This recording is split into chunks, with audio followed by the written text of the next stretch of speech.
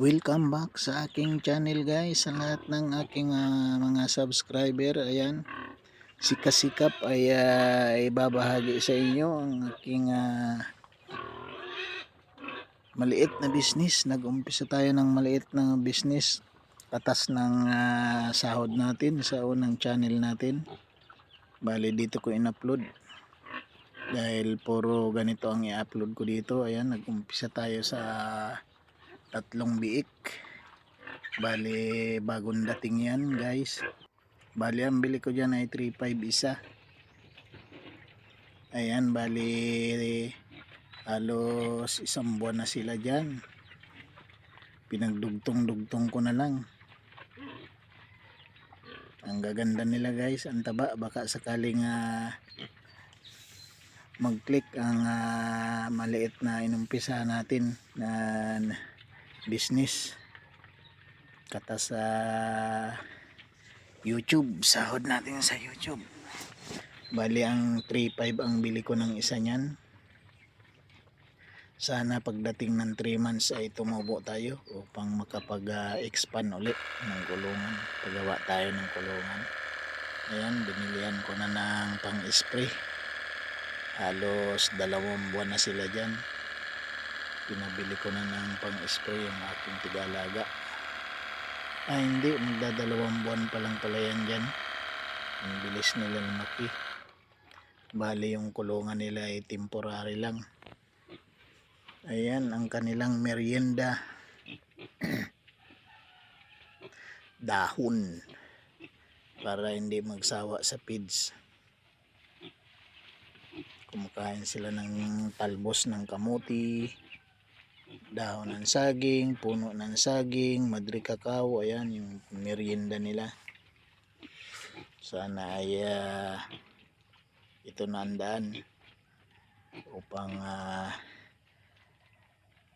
makapagpurgod na. Bali ang kilo ngayon ng baboy sa probinsya ay 280 na yata sa buhay. Kaya kailangan maganda ang pag-aalaga para kumita, tumubo kahit papano. Matatakaw rin sila guys sa mga dahon, no? Ayan yung pinakamerienda nila.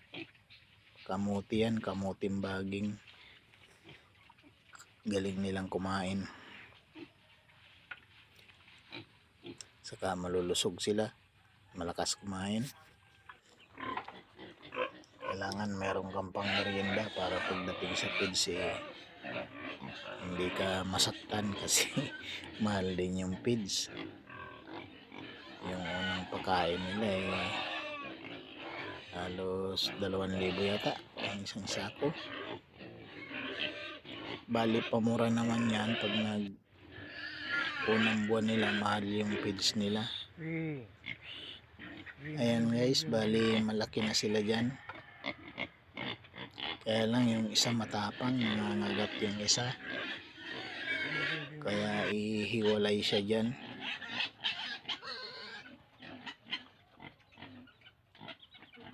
Mahilig mang-away yung isa.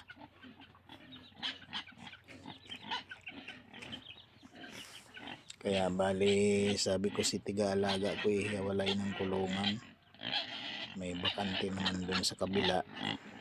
Makikulong muna dun. Iba kasi ang may-ari nun. Bali yung babuyan ko pala guys ay sa Bicol yan. Mayroon lang akong tiga-alaga. Pinsang boko. Ang gaganda nila. Kung sila, ang lahi nila ay large white yata yung lahi niyan. Bali ang estimate niyan 3 months in 1 week or 2 weeks. Dispatch na. Doon na makikita kung tutubo ba. Sa 3 months in 2 weeks, pag mga 90 kilo siya, mas maganda, umabot 100. Tutubo yun, maganda ang tubo nun. Pero pag nag 60 lang, 70 lang ang kilo ng isa, medyo talo ka ron, bawi ka lang sa gastos. Ayan, tingnan nyo, makikita nyo 3 months na sila dyan, nakahiwalay na yung isa. kasi malaki na sila, saka mahilig ng away. Yung isang piraso, ayan o, halos masikip na kasi nga haba na ng kulungan. Pag tumagilid sila, ayan yung isang piraso, yung matapang, nakahiwalay. Bali pala yan ay nang mabinta yan guys, ay yung pinakamaliit niya ay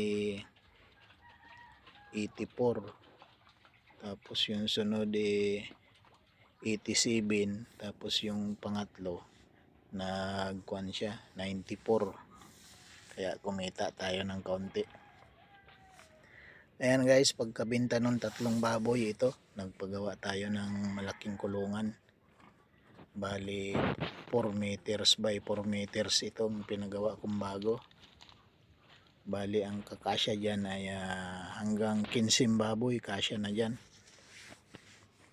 Saka nagpalagay na rin ako ng sipsipan nila ng tubig para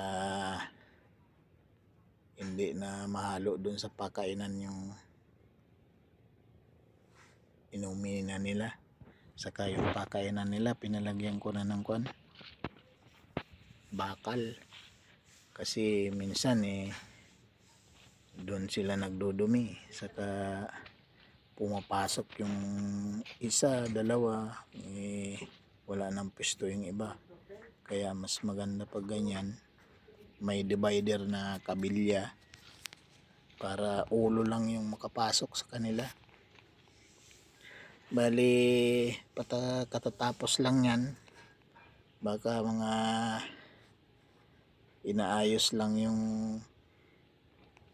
bibilihang biik, nagtatawaran pa kasi medyo mahal, 3.8 daw, 3.8. Ngayon pinapakiusapan na 3.5 ka ako, 3.5 yung isa, kasi 11 piraso yung anak. Kung ibibigay ng 3.5, kukunin ko yung 11 piraso. Ayan guys, bali nakuha na natin yung 11 biik.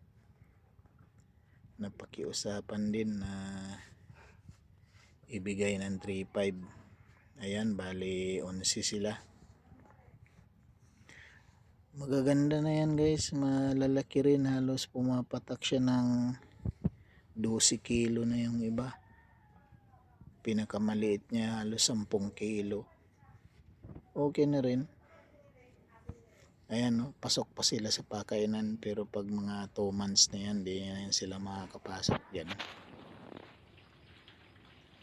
Medyo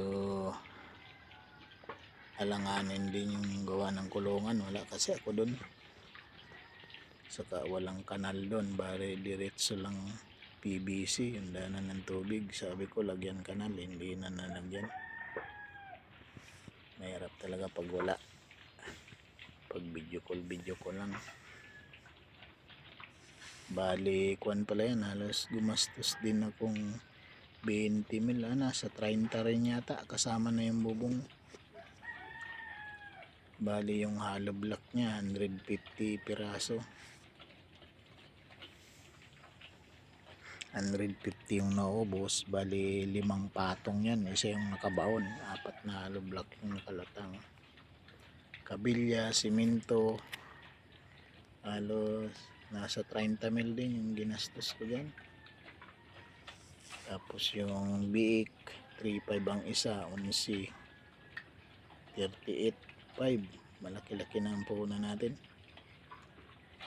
Tapos yung isang sako ng feeds niyan, medyo masakit-sakit sa bulsa kasi parang 1,850 yata ang isang sako. Sa unang sako lang naman yan mahal guys, yung grower nya 1,850 ang isang sako, kaya lang kuan lang yun, 25 kilo lang yata. Bali papaubos lang yun, pag naubos yung 25 kilo na yun, palit na naman ng feeds.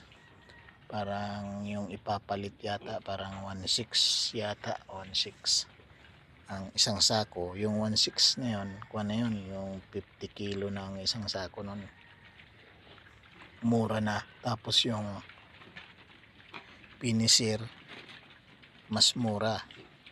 Pangatlong buwan na yon, finisher na, mas mura na, pamura siya. Kuan pala yung mag-alaga ng baboy, magastos, kaya dapat pala kuan, inahin. Meron kang inahin para medyo makatipid-tipid ka. Kaya nagpabili na rin ako ng isang inahin. Ayan, bumili tayo ng isang inahin. Bali, nabili ko yan ng 17,000. Malaki na rin siya, halos nasa 100 kilo na siya, dumalaga. Bali, mga ilang buwan na lang, 2 buwan o 1 buwan, maglalandi na yan. Kaya lang pangatlong landi yata bago siya masaksakan ng ng pampabuntis. Ewan ko kung anong tawag nun. Alright guys, hanggang dito na lang ang video ko. Maraming salamat. Sana ay muling aabangan nyo ang update sa aking babuyan. Ang babuyan ni Kasikap. Bye bye guys. Thank you very much. God bless. Bye bye.